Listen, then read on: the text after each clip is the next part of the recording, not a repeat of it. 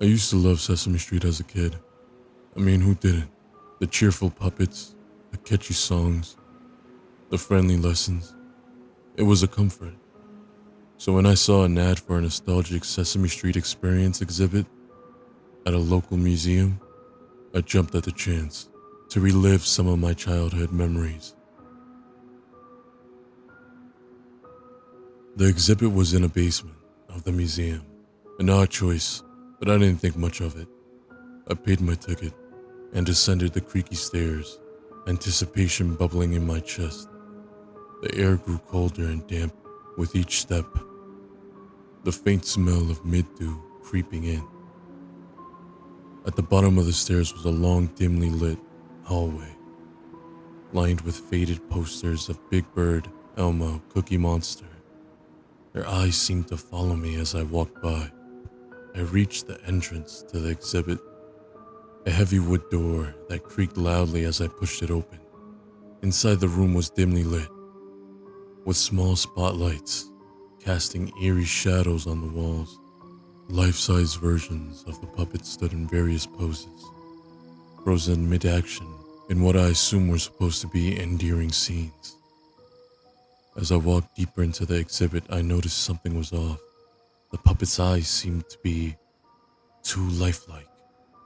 I shivered, chalking it up to poor maintenance. Still, there was something unnerving about it, the way they seemed to watch me. I reached a display featuring Oscar the Grouch. His can was larger than I remembered, big enough for a person to fit inside. I peered in, half expecting to see some mechanical contraption or a recorded message.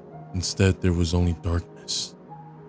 "Hey kid," a gravelly voice said from within the can. I jumped back, my heart racing. The voice had sounded too real, too close. "Who's there?" I asked, my voice trembling. The lid of the trash can creaked open, and Oscar's head slowly emerged, his eyes glistening maliciously. "Hungry, kid?" "I am," he said, as a wicked grin spread across his face.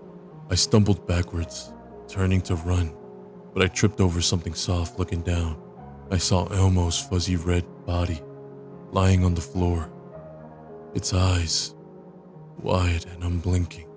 But then those eyes moved, focusing on me. "Elmo, so glad you could join us," it said in a high-pitched voice that was no longer friendly but sinister.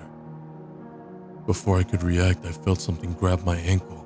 I looked down to see Grover's blue hand wrapped around me, his eyes wide with hunger.